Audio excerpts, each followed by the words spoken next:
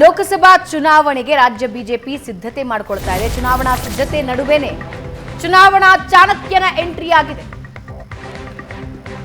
ಕೆಲವೇ ದಿನಗಳಲ್ಲಿ ಕೇಂದ್ರ ಗೃಹ ಸಚಿವ ಅಮಿತ್ ಶಾ ರಾಜ್ಯಕ್ಕೆ ಆಗಮಿಸಲಿದ್ದಾರೆ. ಫೆಬ್ರವರಿ 10 ಮತ್ತು 11ನೇ ತಾರೀಕು ಅಮಿತ್ ಶಾ ರಾಜ್ಯಕ್ಕೆ ಬರ್ತಾರೆ. ಮೈಸೂರಿನ ಸುತ್ತೂರು ಮಠದ ಕಾರ್ಯಕ್ರಮದಲ್ಲಿ ಭಾಗಿಯಾಗ್ತಾರೆ. ಅದಾದ ಮೇಲೆ ದಾವಣಗೆರೆಯ ಕಾರ್ಯಕ್ರಮದಲ್ಲಿ ಅಮಿತ್ ಶಾ ಭಾಗಿಯಾಗ್ತಾರೆ. ಬಿಜೆಪಿ ಜೆಡಿಎಸ್ ಮೈತ್ರಿಯ ಹಿನ್ನೆಲೆಯಲ್ಲೂ ಈ ಭೇಟಿ ಮಹತ್ವ ಪಡ್ಕೊಳ್ತಾ ಇದೆ. ಬಿಜೆಪಿ ಕಾರ್ಯಕರ್ತರಿಗೆ ಮೆಸೇಜ್ ಕೊಡಲಿದ್ದಾರೆ ಅಮಿತ್ ಶಾ. ಲೋಕಸಭೆ ಚುನಾವಣೆ ಹಿನ್ನೆಲೆಯಲ್ಲಿ ಅಮಿತ್ ಶಾ ಭೇಟಿ ಮಹತ್ವ ಪಡ್ಕೊಳ್ತಾ ಇದೆ. ಮೈಸೂರು ಮತ್ತು ದಾವಣಗೆರೆ ಭೇಟಿ. ಪ್ರಶಾಂತ್ ಭವನ, ಅಮಿತ್ ಶಾ ಅವರು ಮೈಸೂರು ಸುತ್ತೂರು ಮಠದ ಜಾತ್ರೆಗೆ ಬರುವುದಾಗಿ ಒಪ್ಕೊಂಡಿದ್ದಾರೆ. ನಿಶ್ಚಿತವಾಗಿ ಒಂದು ಮೆಸೇಜ್ ನೋಡಿ, ಚುನಾವಣೆ ಸಂದರ್ಭದಲ್ಲಿ ಬಿಜೆಪಿ ನಾಯಕರು ಹೆಚ್ಚೆಚ್ಚು ಬರ್ತಾರೆ ಅನ್ನೋದನ್ನು ನಾವು ನೋಡಿದ್ದೀವಿ. ವಿಧಾನಸಭಾ ಚುನಾವಣೆಗೆ ಮುಂಚೆ ಪ್ರಧಾನಮಂತ್ರಿ ಮೋದಿ ಬಹಳಷ್ಟು ಬಾರಿ ಕರ್ನಾಟಕಕ್ಕೆ ಬರ್ತಾ ಇದ್ದಾರೆ. That is A pattern they follow. ಅಂದರೆ ಚುನಾವಣೆ ಬಂದಾಗ ಹೆಚ್ಚು ಬರ್ತಾರೆ. ಅಮಿತ್ ಶಾ ಕೂಡ ಬರ್ತಾ ಇದ್ದಾರೆ. ನನಗನ್ಸುತ್ತೆ ಒಂದು ಈ ರೀತಿ ಸಾರ್ವಜನಿಕ ಕಾರ್ಯಕ್ರಮಗಳು, ಈಗ ಸುತ್ತೂರು ಮಠ ಹಳೆ ಮೈಸೂರು ಭಾಗದಲ್ಲಿ ಲಿಂಗಾಯತರು ಮತ್ತು ಉಳಿದ ಸಮಾಜಗಳು ನಡ್ಕೊಳ್ತಾ ಇರತಕ್ಕಂಥ ಒಂದು ಪ್ರಮುಖವಾಗಿರ್ತಕ್ಕಂಥ ಮಠ. ಹೀಗಾಗಿ ಅದರ ಜಾತ್ರೆಯಲ್ಲಿ ಪಾಲ್ಗೊಳ್ತಾ ಇರ್ತಕ್ಕಂಥದ್ದು ಕೂಡ ಒಂದು ಮೆಸೇಜಿಂಗ್ ಇರುತ್ತೆ. ಇವತ್ತಿನ ದಿನಗಳಲ್ಲಿ ಎಲ್ಲದರಲ್ಲೂ ಮೆಸೇಜಿಂಗ್ ನಿಶ್ಚಿತವಾಗಿರುತ್ತೆ. ಜೊತೆಗೆ ಕರ್ನಾಟಕದಲ್ಲಿ ಅಭ್ಯರ್ಥಿ ಆಯ್ಕೆಗೆ ಸಂಬಂಧಪಟ್ಟಂತೆ ಇಲ್ಲೇನು ಚರ್ಚೆ ನಡೆಸಲ್ಲ, ಬಟ್ ಒಂದು ಫೀಡ್ಬ್ಯಾಕ್ ತೆಗೆದುಕೊಳ್ತಕ್ಕಂಥ ಪ್ರಯತ್ನವನ್ನು ಕೂಡ ಅಮಿತ್ ಶಾ ಮಾಡಬಹುದು ಅಂತಕ್ಕಂಥದ್ದನ್ನು ಬಿ ಜೆ ಪಿ ಮೂಲಗಳು ಹೇಳ್ತಾ ಇವೆ. ಅನೇಕ ಬಾರಿ ಅವರು ಅನೌಪಚಾರಿಕವಾಗಿ ರಾತ್ರಿ ಇಲ್ಲೇ ತಾಜ್ ವೆಸ್ಟ್ ಎಂಡ್ನಲ್ಲಿ ಅನೇಕ ಬಾರಿ ಬೇರೆ ಬೇರೆ ನಾಯಕರನ್ನು ಕರೆದು ಚರ್ಚೆ ಮಾಡ್ತಾರೆ. ಈಗಲೂ ಕೂಡ ನಾವು ನೋಡಿದ್ವಿ, ವಿಜೇಂದ್ರ ಯಡಿಯೂರಪ್ಪನವ್ರನ್ನ ಕರೆದು ಜಗದೀಶ್ ಶೆಟ್ಟರನ್ನು ತೆಗೆದುಕೊಳ್ತಕ್ಕಂಥ ಒಂದು ಚರ್ಚೆ ನಡೀತು. ಸೋಮಣ್ಣ ಅವ್ರನ್ನ ಕರೆದು ಮಾತನಾಡಿಸಿದ್ರು. ರಾಮುಲು ದಿಲ್ಲಿಗೆ ಹೋಗಿ ಬಂದು ಅಮಿತ್ ಶಾ ಅವ್ರ ಜೊತೆ ಚರ್ಚೆ ನಡೆಸಿದರು. ಇವತ್ತಿನ ಸಂದರ್ಭದಲ್ಲಿ ಪೊಲಿಟಿಕಲ್ ಸ್ಟ್ರಾಟರ್ಜಿ ದೃಷ್ಟಿಯಿಂದ ಅಮಿತ್ ಶಾ ಕರ್ನಾಟಕದಲ್ಲಿ ಏನೆಲ್ಲ ಮಾಡಬಹುದು ಅಂತಕ್ಕಂಥದ್ರ ಬಗ್ಗೆ ಚರ್ಚೆ ಇದೆ. ಇನ್ನೊಂದೆರಡು ನಿರ್ಣಯಗಳಾಗೋದು ಬಾಕಿ ಇದೆ.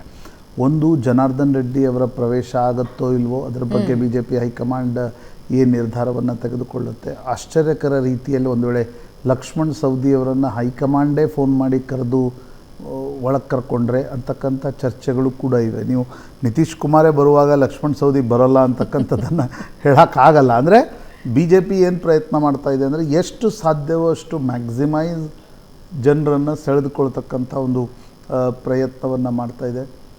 ಒಂದು ಮೂಲಗಳ ಪ್ರಕಾರ 40% ಸೀಟ್ಗಳು ಚೇಂಜ್ ಆಗ್ತವೆ ಅಂತ. 40%? ಅಂದರೆ 300, ನೀವು 300 ಇಟ್ಕೊಳ್ಳಿ. ಈಗ 300ರಲ್ಲಿ ಹೆಚ್ಚು ಕಡಿಮೆ 115ರಿಂದ 120, 130ರವರೆಗೆ ಹಾಲಿ ಸಂಸದರ ಸೀಟ್ಗಳು ಬದಲಾಗಬಹುದು ಅಂತಕ್ಕಂಥದ್ದು ಒಂದು ಅಂದಾಜಿದೆ. ಉತ್ತರ ಪ್ರದೇಶದಲ್ಲಿ ಆ ಅಂದಾಜಿದೆ. ಅಂದರೆ ಕರ್ನಾಟಕದಲ್ಲೂ ಕೂಡ ಹೆಚ್ಚು ಕಡಿಮೆ 35-40% ಸೀಟ್ಗಳನ್ನು ಚೇಂಜ್ ಮಾಡ್ತಾರೆ. ಆ ಸೀಟ್ಗಳನ್ನು ಚೇಂಜ್ ಮಾಡಬೇಕಾದ್ರೆ ನಿರಂತರ ಫೀಡ್ಬ್ಯಾಕ್ ತೆಗೆದು, ನೀವು ದಿಲ್ಲಿಯಲ್ಲಿ ಕೂತ್ಕೊಂಡು ಕರ್ನಾಟಕದ ನಾಯಕರನ್ನು ಕರೆಸಿ ಆ ಚೇಂಜಸ್ಸನ್ನು ಮಾಡೋಕ್ಕಾಗಲ್ಲ. ಒಂದು, ಅಮಿತ್ ಶಾ ಮತ್ತು ನರೇಂದ್ರ ಮೋದಿ ಅವರ ಗಮನಕ್ಕೂ ಬಂದಿದೆ, ಕರ್ನಾಟಕದ ನಾಯಕರ ಫೀಡ್ಬ್ಯಾಕ್ನಲ್ಲಿ ವ್ಯತ್ಯಾಸಗಳಿರ್ತವೆ ಅಂತಕ್ಕಂಥದ್ದು ವಿಧಾನಸಭಾ ಚುನಾವಣೆಯಲ್ಲಿ ಕಂಡು ಬಂದು. ಕರ್ನಾಟಕದ ನಾಯಕರು ಹೇಳ್ತಾಯಿದ್ರು ನಾವು 90-95, ಹೊರಗಡೆ 120 ಹೇಳ್ತಾಯಿದ್ರು, ಒಳಗಡೆ 85-90 ಹೇಳ್ತಾಯಿದ್ರು. 25 ಸೀಟ್ಗಳು ಕಡಿಮೆ ಬಂದವು. ಹೀಗಾಗಿ ನನಗನ್ಸುತ್ತೆ ಲೋಕಸಭಾ ಚುನಾವಣೆಯಲ್ಲಿ ಅಭ್ಯರ್ಥಿ ಆಯ್ಕೆ ಮಾಡುವಾಗ ತನ್ನದೇ ಆಗಿರ್ತಕ್ಕಂಥ ಮಾನದಂಡಗಳನ್ನು, ಫೀಡ್ಬ್ಯಾಕ್ ಮೆಕ್ಯಾನಿಸಮ್ಸ್ಗಳನ್ನು, ಸರ್ವೆಗಳನ್ನು ಕೂಡ ಈಗಾಗಲೇ ಅಮಿತ್ ಶಾ ಮತ್ತು ನರೇಂದ್ರ ಮೋದಿ ಮಾಡಿಸ್ತಾ ಇದ್ದಾರೆ. ಅದರ ಆಧಾರದ ಮೇಲೆ ಸೀಟ್ಗಳನ್ನು ಗೆಲ್ಲುವ, ಅಭ್ಯರ್ಥಿಯನ್ನು ಬದಲಾಯಿಸುವ ತಂತ್ರಕ್ಕೆ ಹೋಗ್ಬೋದು. ಇನ್ನೊಂದು ಪ್ರಮುಖವಾಗಿ ಭಾವನಾ, ನನಗನ್ಸುತ್ತೆ ಕರ್ನಾಟಕದಲ್ಲಿ ಹೆಚ್ಚು ಸೀಟನ್ನು ಮೋದಿ ಮತ್ತು ಶಾ ಟಾರ್ಗೆಟ್ ಮಾಡ್ತಕ್ಕಂಥ ಪ್ರಯತ್ನ ಮಾಡ್ತಿದ್ದಾರೆ. ಯಾಕಂದರೆ ಉಳಿದ ದಕ್ಷಿಣ ಭಾರತದ ರಾಜ್ಯಗಳಲ್ಲಿ ತಮಿಳುನಾಡಿನಲ್ಲಿ 10-12% ವೋಟ್ ಶೇರ್ ಆಗ್ಬೋದು B J P, but seat convert ಆಗ್ತಕ್ಕಂಥದ್ದು ಕನ್ಯಾಕುಮಾರಿ ಬಿಟ್ಟರೆ ಬೇರೆ ಸೀಟ್ಗಳು ಇಲ್ಲಿವರೆಗೆ ಕಾಣ್ತಾ ಇಲ್ಲ. ಕೇರಳದಲ್ಲಿ ಸುರೇಶ್ ಗೋಪಿ ಅವರ ತ್ರಿಶೂರು ಕಾಣುತ್ತೆ. ಅದೊಂದು ಸೀಟು ಬಿ ಜೆ ಪಿಗೆ ಅನಿಸ್ತಾ ಇದೆ ನಾವು ಗೆಲ್ಬೋದು ಅಂತಕ್ಕಂಥದ್ದು. ಬೇರೆ ಸೀಟ್ಗಳು ಕಾಣ್ತಾ ಇಲ್ಲ. ತೆಲಂಗಾಣದಲ್ಲಿ ಒಂದು 5-6 ಸೀಟ್ಗಳು ಬಿ ಜೆ ಪಿಯ focus ಏರಿಯಾದಲ್ಲಿವೆ.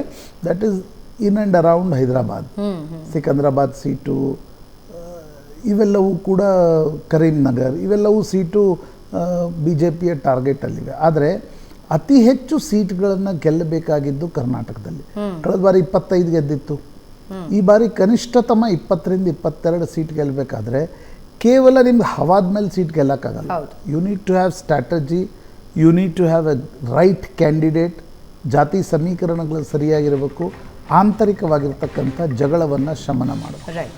Karnataka BJP is known for ಯಾವತ್ತೂ ಇಲ್ಲೊಂದು ಜಗಳ ಇರೋದೆ. ಆ ಜಗಳವನ್ನು ಶಮನ ಮಾಡಿ ಅಭ್ಯರ್ಥಿಗಳನ್ನು ಆಯ್ಕೆ ಮಾಡಿ ಯಾರನ್ನು ಅಭ್ಯರ್ಥಿಯನ್ನಾಗಿ ಆಯ್ಕೆ ಮಾಡುವುದರ ಬಗ್ಗೆ ನನಗನ್ಸುತ್ತೆ ಅಮಿತ್ ಶಾ ಅವರ ಫ್ರಂಟ್ ಏನಿರುತ್ತೆ, ಅಂದರೆ ಪ್ರವಾಸದ ಮುಖ್ಯ ಕಾರಣ ಏನಿರುತ್ತೆ, ಈ ಫೀಡ್ಬ್ಯಾಕ್ ಮೆಕ್ಯಾನಿಸಮ್ ಇರುತ್ತೆ. ಆದರೆ ಬಂದಾಗ ಅನೇಕ ಕಾರ್ಯಕ್ರಮಗಳಲ್ಲಿ ಪಾಲ್ಗೊಳ್ಳುತ್ತಾರೆ. ಅದು ಸುತ್ತೂರು ಮಠದ ಜಾತ್ರೆ ಇರ್ಬೋದು, ದಾವಣಗೆರೆಯಲ್ಲಿ ಒಂದು ಕಾರ್ಯಕ್ರಮ ಇರ್ಬೋದು, ಕಾರ್ಯಕರ್ತರನ್ನು ಮಾತನಾಡಿಸ್ತಕ್ಕಂಥದ್ದು ಇರ್ಬೋದು. ನಿಶ್ಚಿತವಾಗಿ ಅಮಿತ್ ಶಾ ಕರ್ನಾಟಕಕ್ಕೆ ಬರ್ತಿದ್ದಾರೆ ಅಂತಂದರೆ February 10-11 kick starting of the Lok Sabha elections ಅಂತ.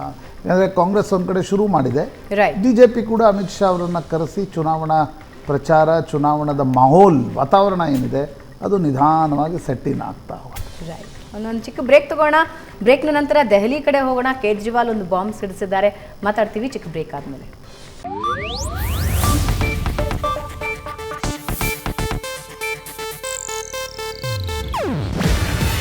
ಇದು ಏಷ್ಯಾನೆಟ್ ನ್ಯೂಸ್ ನೆಟ್ವರ್ಕ್ ಪ್ರಸ್ತುತಿ. ನೀವು ನೋಡ್ತಿದ್ದೀರಾ ಏಷ್ಯಾನೆಟ್ ಸುವರ್ಣ ನ್ಯೂಸ್.